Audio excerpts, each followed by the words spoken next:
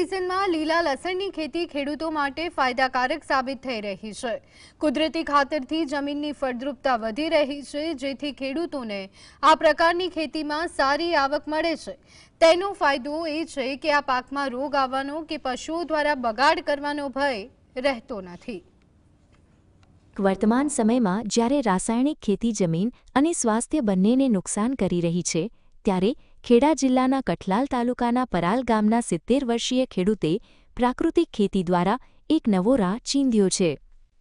ગાય આધારિત ખેતી અપનાવીને તેમણે સાબિત કર્યું છે કે કુદરતના ખોળે ખેતી કરવાથી મબલખ વળતર મળી શકે છે। તેઓ વિશેષ કરીને શિયાળાના રાજા ગણાતા લીલા લસણની ખેતી કરે છે। 1 વીઘાની અંદર અમે 50 મણ લસણ સૂકું વાવીએ છીએ।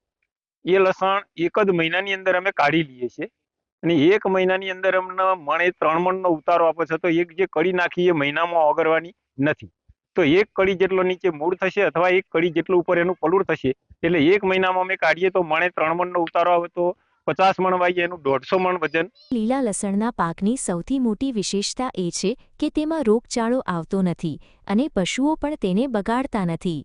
માત્ર 70,000ના ખર્ચ સામે ખેડૂતો 3 લાખ રૂપિયા સુધીની કમાણી કરે છે। આમ ઓછા ખર્ચે ખેડૂતોને સારી આવક થઈ રહી છે, જેથી ખેડૂતોમાં આનંદની લાગણી વ્યાપી છે। 10 વીઘામાં 20 મણથી 25 મણ લસણ જાય।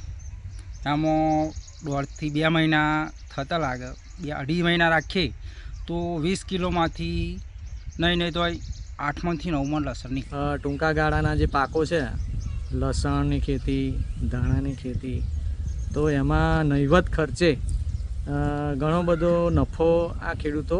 લીલા લસણની ખેતીમાં 1 વીઘે 50 મણ લસણ વાવે છે।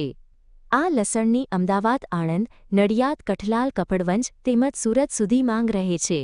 શિયાળામાં તેનો ઉપયોગ આરોગ્યની દ્રષ્ટિએ પણ ફાયદાકારક રહે છે। શીતલ ભટ્ટ, GSTV, ખેડા।